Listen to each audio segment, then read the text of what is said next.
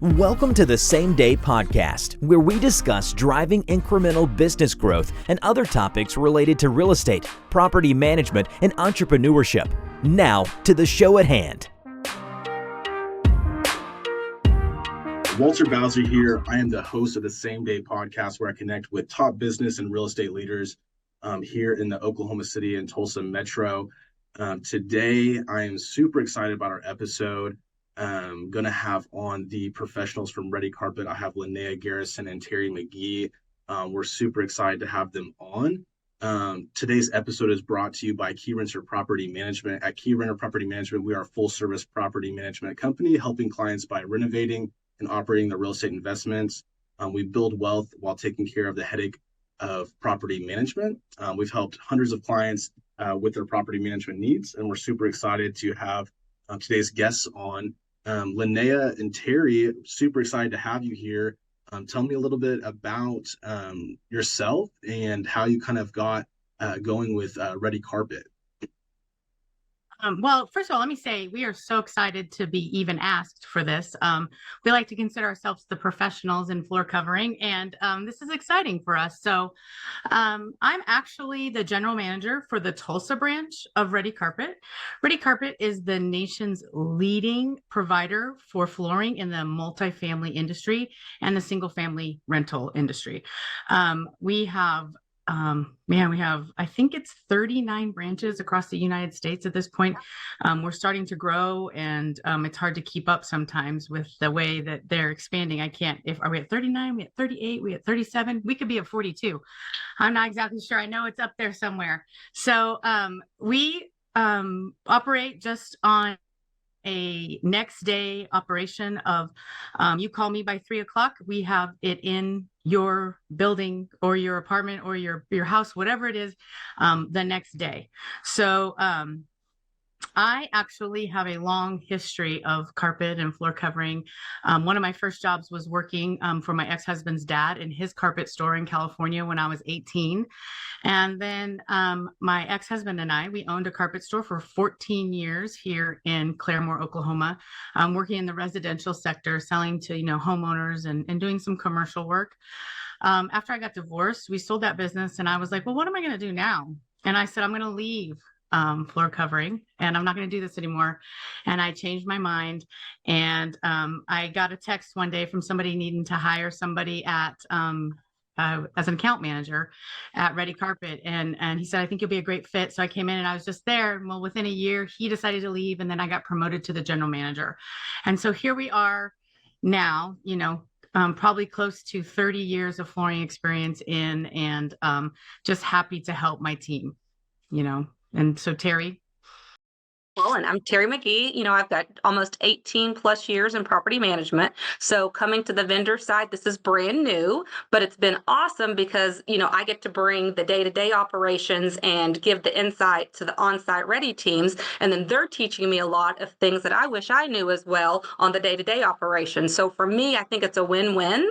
And I'm going to love every bit of it because I get to go out and share the knowledge to everything that I love, the multifamily side and now the vendor side. So I'm super excited. And LaNea has really educated me quite a bit in just the short amount of time that I've been there.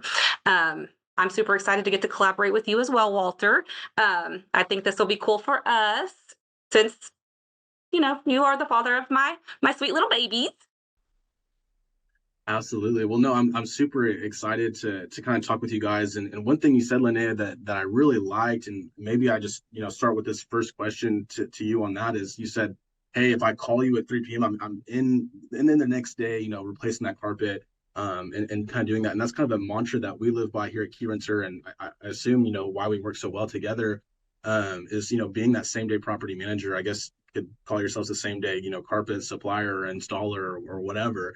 Tell me, kind of what that looks like on the back end and how you're able to do that.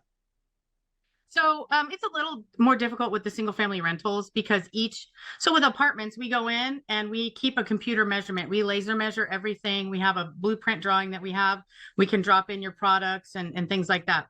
And it just stores, because apartments may change the way they lay their floors or what they're using, but the walls never move. With the single family rentals, it's a little more challenging because we have to go measure each and every house, prepare a bid, and submit that bid. But usually the entire process only takes a couple hours. So sometimes with single family rentals, like if you call me by 3 o'clock, most of the time, my guy can get out there, get that measurement, get the bid over, and then get that approval, and then, submit it for the next day. Most of the time, you guys are pretty much together. You give us a couple days notice because you got painters in there, you got something going on. So we can get over there, we shoot the laser, we have the plan. Now, the next time, say a year from now, that house turns and we don't have to go measure again. We have the plan, it's stored in our database, and you can just tell me, hey, this time, instead, we're not going to do any carpet this time. We just want to do LVP throughout. We just drop in a few things, we shoot you over the bid, and it's done in 15 minutes. So as long as we can have the plan, it's relatively quickly. If we have to go measure, he may say, hey, I'll measure this first thing in the morning. If you call too late in the afternoon, I'll measure this first thing in the morning for you, get that bid over to you. Once it's approved, we'll even try to work to get somebody out there that day. If we can't, we'll do the next day for sure. So it's a really quick process because we've already established what products we have. You're already aware of that. The colors that we have. You're like, I need this, this, and this, and we're done. Love that. It's true. It's a seamless process. Now, tell me, I guess, break it down a little bit for me. One thing you said, you go out there and measure, right? So what are you measuring? And a lot of owners always ask, is it my full like square footage that they need to measure, or is it just the areas that have carpet, or how does that look for you guys whenever you go in there to measure, what carpet or what part of the property needs to be replaced? So our rule of thumb is if you're in a house, measure the whole house. Even if you're telling me I just want the bedrooms with new carpet, I encourage my account managers, and Teri can attest to this, that, hey, measure the whole house, because that tenant, there may be a flood 6 months from now and you're like, oh, I have to replace everything. And you're like, well, I just happen to have that. What do you want where? And we can kind of do that. If you're like, well, we have tile in the kitchen and the bathrooms, we're keeping that tile. I encourage them to measure that, because you just never know if 2 years, 3 years from now that you want to get rid of that tile. It's cracking out, it's settled, it's moved, whatever it is, and then we have it. So when we go into measure, we literally draw we have a laser, and it's on our computer. We carry our laptop in one hand, we have a laser in the other that communicate through Bluetooth. And as I put the laser on and shoot the wall, it draws it on my computer. Then I close the room off. I put a little door, I put my closets, I put my sliding glass doors, whatever I'm needing. Then I go on to the next room. So in the end, I have a full blueprint diagram of your entire house with closets, doors, and we can go even down. We could add windows, we could add whatever we want in there. We can put notes on there, like we need a transition in this. There's a fireplace, so we need some little end pieces or transitions around the fireplace. And so we can add all of that stuff in there for our future. And then we upload it into our system. We build a bid off of it. And it interacts with our software, with our bidding software as well. Is that a good answer for what you were asking me? Awesome. Yeah, exactly what I was looking for. I think that was perfect. And she's good. Really, really great for us, because, sometimes it might be just more cost efficient for the owner to go ahead and replace everything and not just a bedroom, especially when you break down the bid. It's like, well, this is only a few, extra $100. Why don't we go ahead and replace everything or whatnot? And another thing that, I really like that you guys do is typically you'll also give us an estimate, not only for carpet replacement, but also, let's say, hey, if we want to do LVP in here, you'll kind of break that down and tell us, hey, this is the price for both of it. And that really gives us a nice, added, arsenal to our tool belt on saying to our owners, hey, this is something that we can do for this extra price or whatnot. So kind of want to get your opinion on a few things, since you are, the carpet experts. Kind of tell me what the lifespan of carpet is in rentals, and what you've seen, and kind of, what your thought process is on when it should be replaced first, cleaned or whatnot, and what, typical owners should expect on let's just say a typical tenant. Let's not say, a crazy tenant that has done a whole bunch of, destruction or something like that. So just to piggyback on what you had said before, my favorite thing about what we do at Redi Carpet is you're assigned an account manager. That account manager's job is to take every flooring need that you have upon himself, so you don't have to worry about it. You're supposed to call me or one of my account managers and be like, listen, I have this house. Here's a lockbox code. Can you go? Tell me what you think. My account manager should go and say, hey, listen, that solid surface, whether it's LVP or sheet vinyl or engineered hardwood or laminate that you have in there, it's trash. Let me tell you, let me make this suggestion for you. And then they're supposed to do that. We're supposed to come in and take that off of you. But if at the same time, if you tell my account manager, hey, listen, I need lipstick on a pig. I need Band-Aid. I need this to be as low cost as possible. That's his job too, to get creative, get outside that box and be like, his or her job, and get outside that box and be like, hey, okay, let's take some vinyl from underneath this washer and dryer in this laundry room or underneath this appliance, underneath this stove, and we can patch this living room so you don't have to replace this living room. Or let's take from a closet and then we can just put carpet in the closet and get creative to meet your needs. And so that is the best thing that Redi Carpet brings to that, someone who is directly responsible for helping you to make the best choice for whatever your goal is. And that's the question. That's the one thing you need to always let us know. Is this because we deal with a lot of people. We deal with tenants directly, right, who own their house. We deal with people who have assets. This is something I'm holding. I'm renting. It's I make money from this. Then we have some people who tell us, hey, listen, LaNea, I'm flipping this. I'm going to put this in here. I'm going to flip it out, and I'm going to sell it as soon as we're done. And so it all depends on your needs and the direction you want to go. But that's the greatest thing, is you get somebody who's here dedicated to take that from you and give you those resources to go take to your owner at that time. So that was just a great thing about Redi Carpet that I loved. Even as an account manager, that was my favorite thing, just, taking that burden. And now as far as carpet goes, so you're asking about the lifespan of carpet. Again, that question has to be qualified with what is the quality of tenant in that unit, right? So we all know our properties. We all know the parts of town or whatever it is. If it's out in the country, we know they have a lot of this and that that's coming, and a lot of dirt that's brought in, and rural areas versus city areas, and high end areas versus low end areas. So what is the quality of tenant that's coming in there?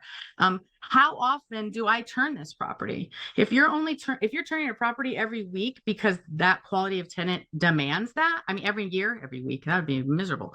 Every year, if you're turning that property every year, that says to you, you know what? I need something economical, because no matter what I put in here, in a year, I'm going to have to replace it again. So there's all these pre-qualifying things. And there's also what level of carpet you get. We offer Keyrenter a good carpet and a better carpet.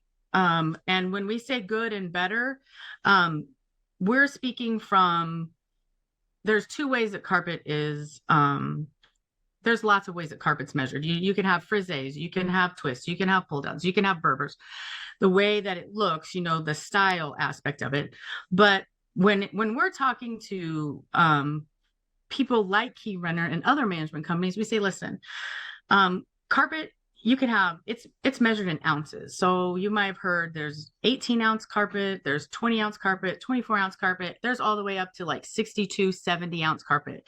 And it's not that the carpet weighs 70 ounces. It's more of like the way that it feels, and the fibers per square inch inside the carpet. So, and inside the actual thing. So a 16-ounce carpet obviously has more fibers per square inch, or less fibers, than a 20-ounce carpet. A 25 has more than a 20. And so you can see as you go up, your carpet gets denser and denser, the fibers get closer together, and you get more and more fiber on your carpet. So when you're asking yourself, what quality of tenant do I have? What am I demanding? Well, if I'm going to replace it every year, then we know, let's go with the 16 ounce. Let's go with a smaller ounce weight, one that's a little more affordable up front. Let's put a 3/8 half inch 6-pound pad under there, and it's a done deal. but then we have another one that we use constantly. It's in our wheelhouse. We would consider this like a builder grade. So the 18 ounce is probably like it's FHA. So sub FHA would be 18 or below 18 ounces, and that means something to more people than others. Some people have to be FHA compliant. Some people don't. Depends on your tax credits, things like that. So an 18 ounce, it's right there, almost sub FHA, but you're still good. But we do a lot with the 24 to 26 ounce range, and it's a good quality carpet. It's something that you can usually get with a decent tenant there that is vacuuming. That's one thing to ask them. Do they have vacuums? They need to vacuum because that's going to elongate the life of your carpet. There's some statistic out there that like 78% of apartment dwellers at one point don't own a vacuum. Like, it's wild to me. And I believe that, just walking the units throughout my history and seeing that, it's almost as your welcome gift when they move in should be a vacuum, because it does not happen on a daily basis. I want you to say that one more time. You said 78% of something wild like that. I can't remember the exact number, but it was above 70%. And I was like, you've got to be kidding me. And the rule of thumb is for every person or animal that lives in that house. So if you have 4 people and a cat and a dog, you should be vacuuming 6 times a week. That's how they say to keep it going. And a vacuum only gets out like 92% of the dust, or it depends on your vacuum, right? But even the best vacuums don't get all the dirt out of the carpet. So every time you pass there's still dirt in the carpet. So year after year after year after year, there's still dirt building up. So that's a downfall of carpet, I guess, because the dirt builds up and it's not as hygienic as maybe some of the hard surface. And another thing too is the fiber, which it's made of. We use PETs. Nylon used to be the craze, would clean easy, it wears well. Now we use something called a PET, and there's this huge scientific name that I can't say, and I'm not even going to pretend to know it. But it's polyethylene something, like major long word. And basically what it is, it's recycled Coke bottles that they're making this carpet strand from now. And any of you that have any experience with a Coke bottle, if it's clear, you could put like spaghetti sauce, and that spaghetti sauce could sit out in that Coke bottle in the sun for days, right? You could go in, cut that Coke bottle open, and it hasn't stained the inside of that Coke bottle. It's very stain resistant. It's very strong. It also hasn't disintegrated. The bottle's still the bottle, right? It still hasn't disintegrated at all. No matter how many years it sits in that landfill, unfortunately, it's still a Coke bottle. So they take that in the carpet, they somehow wave their magic wand around it and get the fibers built from that. And then they also do a solution dye now, which back in the day, carpet was dyed topically. The top of it was dyed, and now it's solution dyed all the way through. And the adage that we use for that, we say it's kind of like the carrot in the radish. If you cut a radish open, it's white on the inside, red on the outside. But if you cut a carrot in half, it's orange all the way through. And that's what solution dye does. So it makes it easier to clean. It also keeps the color truer. Dye lots don't matter as much with that. And so you can so out of that 18 ounce carpet, you probably could get, with a decent pad under there, you could probably get 2 to 3 years, depending on the quality of your tenant, right? But typically that's something we would put in a yearly turn. And then we're seeing results with the 24 ounce. We have one that we use from Engineer Floors called Marvel. And we're seeing, and Mohawk makes one too. We're seeing they're typically getting 2 to 3 turns out of it. So somebody's there a couple years, they come in, they clean it, and they can turn it. And again, it all boils down to, how does the customer take care of the carpet? Of course, yeah. You see some people that, they take care of their carpet, they take care of their whole entire, house or apartment, and it's, in great condition. And you have some people that it could be 3 months and it's like, oh my goodness, everything's gonna have to, be flipped. It's just that's why we really try to screen the tenants and make sure that we have a, good baseline before they move in. So tell me, I guess, let's say 2 or 3 years. Now let's flip the side of the coin and talk about LVP, which is, correct me if I'm wrong, but luxury vinyl plank.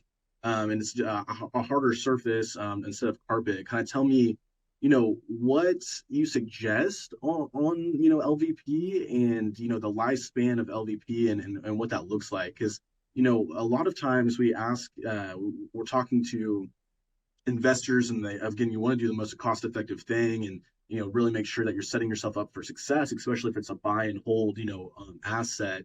Kind of talk to me about, where you suggest to put it at. If is it just, in the bathrooms or the common area, like the living room and kitchen, or is it, in the bedrooms as well too? Kind of tell me about that and what style of LVP you suggest and, what the lifespan would be versus, also, the cost effective compared to carpet, because carpet is usually a little bit cheaper than the LVP. But I'd say in the long run, sometimes, LVP can be the best thing for you. In my personal opinion, first of all, LVP is the fashion or the look, the aesthetic of the future. Like that's, and the present right now. That's where we're at right now with it. People like the wood look of it without having to pay wood prices. And so people just like it more. And so Teri can probably attest to this on the rental side of it. It is much more appealing to those people coming into rent. It also can help you to command a larger rent. It's a draw to increase your rent. The perception is it's contemporary, it's update, it's what everybody has. And in today's market, I mean, carpet, as much as we love carpet, I mean, a lot of people want the LVT. They want that higher end look because it makes you feel like you're living in a very nice, clean place. Yeah, absolutely. Yeah. And we actually wrote a blog recently that, one of the easiest ways to increase the amount of rent that you can get for your property is to, update the flooring, and do stuff like that, because that's one of the easiest ways to see a direct correlation to the amount of rent that you get.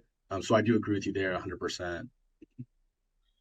And so typically I recommend, when I was an account manager, even as a general manager, and even to my friends and family who have rentals and things like that, I typically recommend that you do LVP in your common areas, and we call them the wet areas. So bathrooms, laundry rooms, entries, kitchens, those are always that way. Then I think if you can work it out, some people like carpet in their living room, some do. If you work it out, an entry, like if you have an entry that shoots to a hallway, LVP that hallway, the whole solid thing, like the whole thing.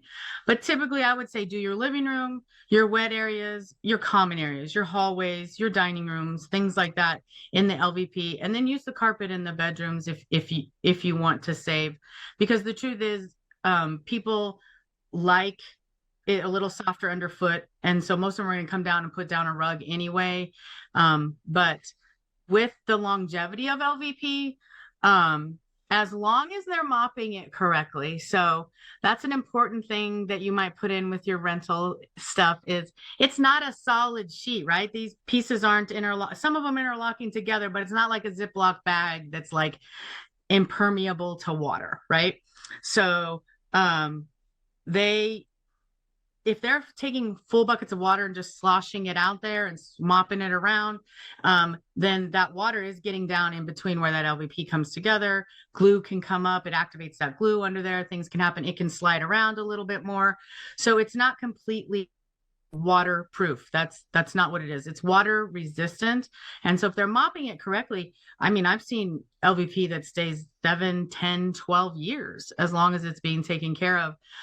The beauty of it is if you get a scratch down one thing because something has happened, that glue is called a pressure sensitive glue. So with some kind of prying tool, you can get in there, pry up a piece, pull it up, and then just lay another piece down. So the smart manager that you are, you took the extra pieces that we had left from our full box quantities when we installed, and you stuck those in the attic, and then you always have those to repair on that. And so it's going to cost you more upfront, and that's the truth. It's a bigger investment on the front end, and it's super important that you keep some of that attic stock and make sure that you can make some repairs down the line.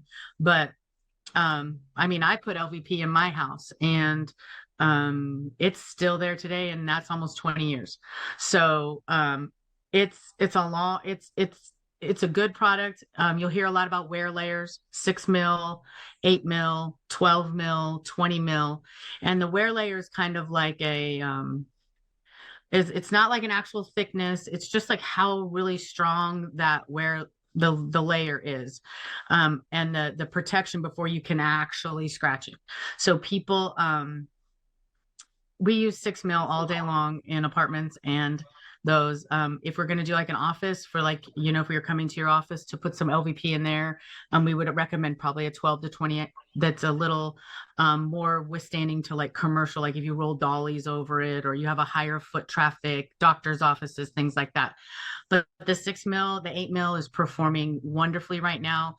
And the looks have come so far, and it looks really, really good. And the longevity of it is good. But like I said, it is more of an investment up front, because now there's 2 kinds of LVP. There's the click lock, which is like a floating floor with an attached pad. And then there's the glue down that goes directly to the floor, which I think you guys are probably doing on. It depends. It really depends on your subfloor. And if you've got a wonky subfloor that's really crazy, then a click lock's probably a better idea, because the glue down follows the floor. I have glue down in my house, in my living room, just because it's just, to me, it was a little more durable. My kids like they were little, they roller skate on there, drag their bikes across there and stuff like that. So that's kind of how it was for me. I went with the glue down. Again, the click lock, that's a little more cost in material, a little more cost in labor. But again, it's just that more, if you have a higher end, you probably want to lean more towards the click lock. It just gives that more elegant look, that more wood-like look. Absolutely. So you said one thing that I want to ask you about earlier is if they put too much water down when they're mopping or something like that, tell me, you said that could possibly, really, mess up the plank, or make it bubble up or move around or whatnot. Is there a way to fix that easily, or is it something that you'd have to replace, or what does that look like? Educating the tenant first. Put a Sure. bathroom rug down, right where the kids get out of the tub. Educating the tenant. Not wet mopping, taking the mop and like wetting it out. Those new ring mops where they wring them out, and that's fine.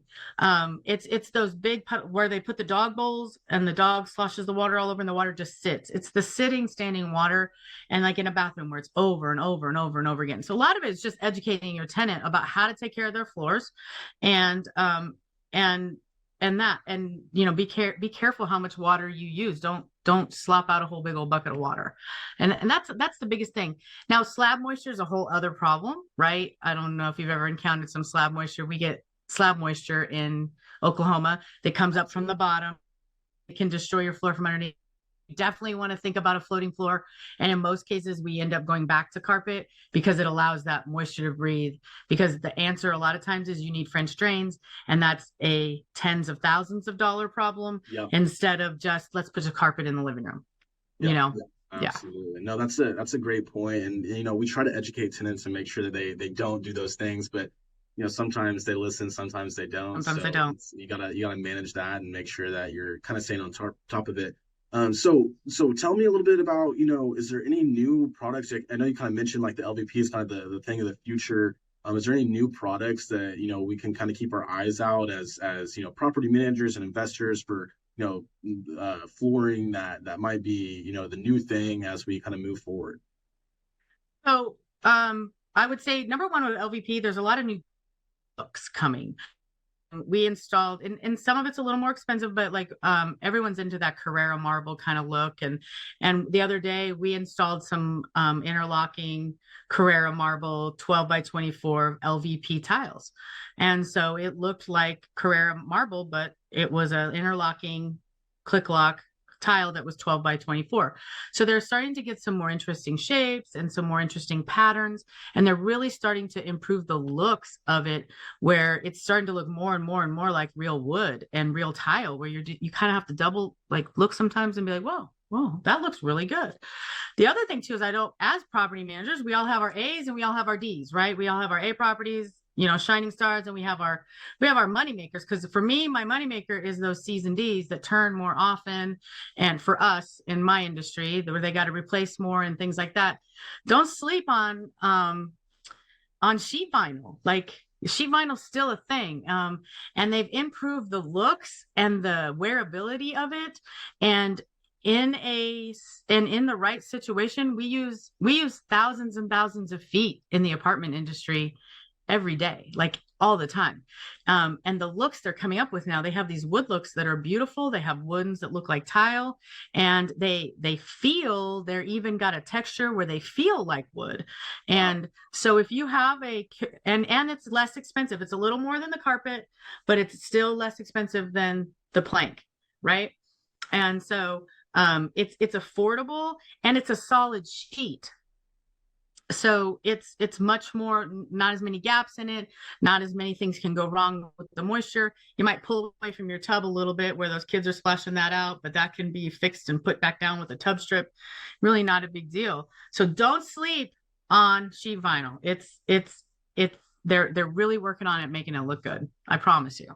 That's good to hear. I'll have to, ask our account manager out here in Oklahoma City next time to give me a quote on some sheet vinyl. That sounds really cool. That's a great insight. Now, just a thing that we've seen across the board is pricing has gone up, with COVID and inflation, and Yes. it seems like after COVID it's just an exponential price increase on everything, and it's been tough having those conversations with owners, that especially with long-standing owners that we've had, saying like, hey, it's a little bit more expensive to do these turns nowadays, because the price of everything has gone up. I would say, you guys still have really, really great prices at Redi Carpet, but kind of talk to me about how your business has been affected about that, and kind of, where you see things going in the future. Do you see, prices raising, more, or do you see it kind of leveling out, or kind of how are you guys handling that on the day-to-day? So, a funny thing, when I started here, it was pre-COVID, and pricing pretty much stayed right where it was. We might go up a little bit, might go down a little bit. Freight, fuel charges would increase here or there. We would have some freight and fuel charges, kind of stayed the same. And it was pretty much like that for like 15, 20 years. Like it fluctuated a little bit. And, with inflation, you need a little bit, and especially on the labor side and things like that. But it pretty much stayed the same. Well, then COVID came, and we had struggles getting material. We had struggles keeping it in stock. It was just so bad. And I mean, we were running out of pad. We were running out of things. And so, and pricing just went through the roof. So what I could sell for $1 the year before COVID, I was selling for $1.50 during COVID, because it just was like, everything was just so much more expensive. But I'll tell you, in the last year, I can't speak for all trades, but I'll tell you, in flooring, we have come down, down, down, down. In fact, I have some products now that I've been doing this a long time, and I haven't seen prices this low in a long time. So it's encouraging as the homeowner, right? That it's going to cost you less to do this. But I think as a nation, of course, it's a little discouraging to see the huge swings, like the high expensive and then down to the low. It's not a good thing. But for what we're talking about here, things are lower than they've ever been. And that is good across the board for us in flooring. Everything is down. The only thing that didn't really go crazy was sheet vinyl. She kind of stayed right there in the middle, and she's come down a little bit, but she's still right there trucking along. And but carpet went up, and then LVP went way up, and now it's back down again. I have LVP that I can sell now, glue down LVP that I can sell for right around $1, $1.05, or so, like that, to $1.15, depending on how big it is you want, or how long. And then I have some click lock that I can sell all day long for right around $2.12. And it's got an attached pad on the back, and it's good. The only thing that has not gone down is our labor prices. So labor's still up there. We're still paying people what we paid them during COVID. So I mean, that's another conversation for another day. But yeah. Understandable. It's hard to find good workers, especially, right now. And so you want to pay them, good money to keep them in your tool belt and make sure that they're doing the same quality work they're always doing. So I guess last question to kind of wrap this up, and this might be an opinion question, or it might be just something that exactly off the top of your head. If there's one piece of advice that you could give to a property owner that is kind of going through that turn process for the first time, what would that piece of advice be for their flooring? Like, let's say they have a property, a tenant just moved out, it'd be their first kind of turn, they have carpet throughout the property. What would be that first, kind of piece of advice in saying like, hey, I know you're going to hold this asset for a while. This is what I would do for the foreseeable future on this property. So first, the first thing that I would say to somebody is make sure that you're making your choices based on what's best for the property and not what you like, whether it's color or product or whatever. Remember, this isn't your home. Like, strangers are going to be, as we find out with a lot of investors, they're like, well, in my house I did this and that. This is not your house. This is, people are gonna live in this, strangers are gonna live in this. And so, we're not gonna put Picassos and Rembrandts in there, right? We're gonna go to Dollar Tree and get some pictures to put around, and that's how it's gonna work. And just because, and so if you go with that mindset of like, okay, what's best for the property? And I think, and then two, always ask yourself, set realistic expectations for your tenant. Like, what is my quality of tenant really going to be in here? Really, what does my tenant really look like? And two, how long am I holding on to this property? You come in with all these expectations, make sure they're realistic, and then ask yourself, okay, so if this is an asset I'm going to hold on to, let's just take a scenario, if this is an asset I'm going to hold on to, I'm going to rent it as long as I can. I'd say, hey, let's do LVP. Let's do LVP through the thing. And if your floors warrant it, we can put glue down in there, and it should last you. We'll buy an extra box. We'll put it up in the closet somewhere, and then we can make repairs, and we can keep you going. And you can get 10 years out of this floor. But two, I really like carpet in the bedroom. I think it adds a little more of a homier touch and things like that. And it's cheaper to replace and in turn if you do need to just replace the bedrooms. But I'm seeing lots and lots of plank, just solid plank. Even in apartments, they're doing them upstairs, they're doing them downstairs. I see a lot more plank going all the time. And so that would be my biggest advice, is just like, I always tell them, like, remember, this isn't your home. So, you got to look at it as one big fat dollar sign out there. Like, how can I make this dollar sign grow? And just like granite countertops, you don't put granite countertops in every house you have, because it's not in a granite neighborhood. So that's what you got to think about. And if you can refinish the floors that are wood from those old houses, refinish the floors. It's worth it. I promise you. If they can be resaved, those original floors, save those wood floors. We have a really good wood guy here in Tulsa, and he has done some great things with some of these older floors, and nothing's going to be as good as those hardwood floors in there. Oh, I agree with you 100%. Yeah. I'm a big proponent of saving that hardwood floor, especially if you can refinish it. It looks phenomenal, honestly. And they can lace it in now, and you can't even tell. It's wild. Yeah. So if you could save those wood floors, save them. Especially here in Tulsa, we have so many of those old, beautiful wood floors. So yeah, absolutely. So I love what you said. You need to approach it as a business, because at the end of the day, your property is a business when it's a rental property. And I really appreciate all of the information you've given us. We've been talking with LaNea Garrison, the general manager of Redi Carpet in Tulsa. We're super excited to have you on, LaNea.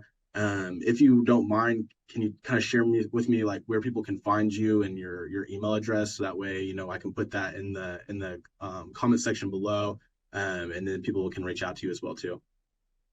Yeah, you can find us at redicarpet.com. That's like that'll help nationally, so you can see all of our locations there also too.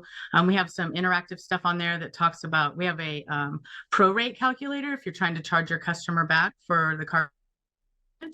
And 5 years out of this carpet, but I only got 2. This is what I paid for it. This is how much you owe me.